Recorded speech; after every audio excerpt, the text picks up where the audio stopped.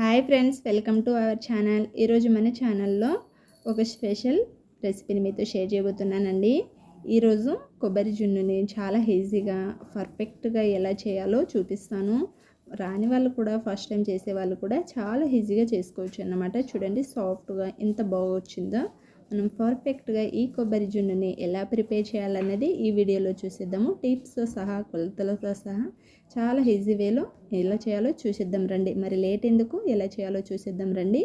దీనికోసం ఇలా కొబ్బరిని తీసుకోవాలండి. ఇలా కొబ్బరిని తీసుకొని ఒకటి లేదా రెండు పీసెస్ని తీసుకొని దీనిపైన ఉన్న బ్లాక్ పాట్ అనేది ఇలా కంప్లీట్గా తీసేసుకోవాలి. నేనైతే రెండు పీసెస్ని తీసుకుంటున్నాను, రెండు కొబ్బరి ముక్కల్ని తీసుకుంటున్నాను.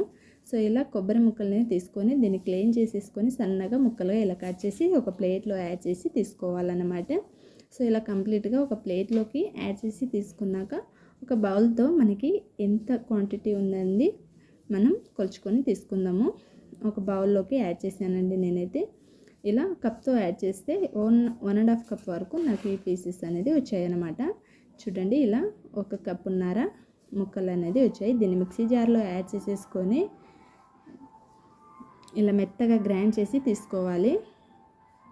సో ఇలా మెత్తగా గ్రైండ్ చేసి తీసుకున్నాక దీంట్లో 2 కప్స్ వరకు వాటర్ని యాడ్ చేసుకొని గ్రైండ్ చేసుకోవాలన్నమాట. మనకి జున్నుకి కొబ్బరి పాలు అవసరం కదా, సో అందుకోసం 2 కప్స్ వరకు వాటర్ని యాడ్ చేసుకొని మెత్తగా గ్రైండ్ చేసి తీసుకోవాలి.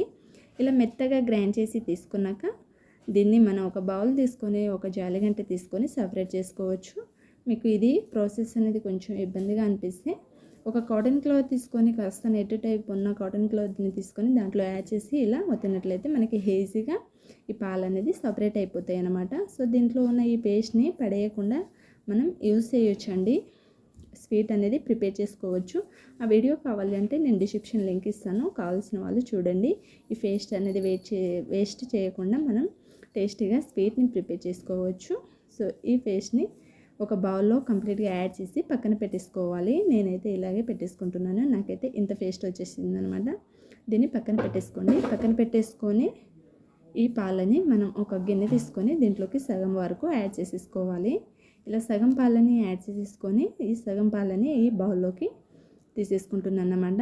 ఈ బౌల్లో సగం పాలని ఉంచేసుకొని దీంట్లో కార్న్ ఫ్లోర్ పిండిని యాడ్ చేస్తున్నానండి. ఈ కార్న్ ఫ్లోర్ పిండి అనేది మనకి కిరాణా షాప్లో ఎక్కడైనా అవైలబుల్లో ఉంటుంది, దొరుకుతుంది కూడా.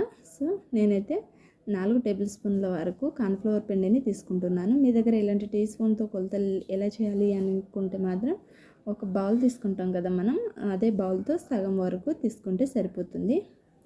సో ఇలా కంప్లీట్గా ఉండలు అనేది లేకుండా పర్ఫెక్ట్గా కలిపేసుకొని ముందుగా తీసుకునే పాలని కాస్త వేడి చేసుకొని దీంట్లోకి యాడ్ చేసేసుకోవాలన్నమాట. మీరు డైరెక్ట్గా కలిపేసి కూడా తీసుకోవచ్చండి, వేడి చేయకుండా, అలా అయినా బాగానే ఉంటుంది. సో కాస్త వేడి అయ్యాక నేను ముందుగా కలిపి తీసుకున్న పాలని యాడ్ చేసేసుకోవాలి.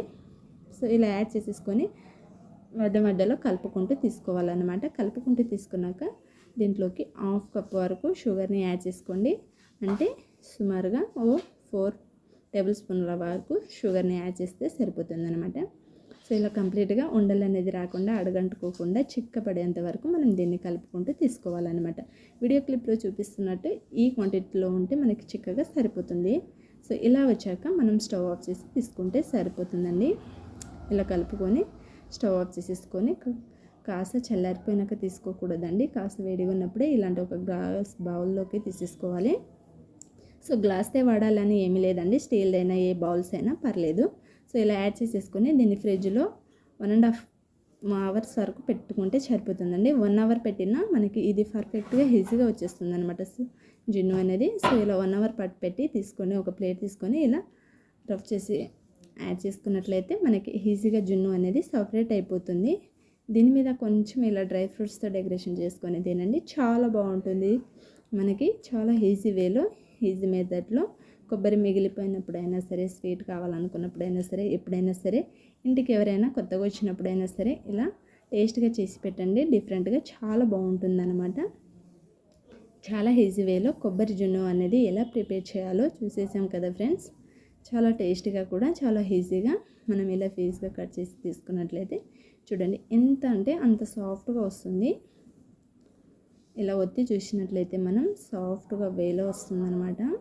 చాలా మెత్తగా జున్ను అనేది పర్ఫెక్ట్ కొలతలతో ఫస్ట్ టైం చేసేవాళ్ళు కూడా ఈజీగా చేసుకోవచ్చు. ఈ టేస్టీ రెసిపీని, ఈజీ రెసిపీని మీరు ఒకసారి తప్పకుండా ట్రై చేయండి ఫ్రెండ్స్. ఎంతో రుచికరమైన కొబ్బరి జున్ను రెడీ అయిపోయింది కదా. సో ఈ టేస్టీ రెసిపీని లేట్ ఎందుకు, మీరు ట్రై చేయండి. ఎలా వచ్చిందో కామెంట్ చేయండి. ఇలాంటి మరిన్ని టేస్టీ రెసిపీస్ కోసం మన ఛానల్ని సబ్స్క్రైబ్ చేసుకోండి, లైక్ చేయండి, షేర్ చేయండి. Thank you for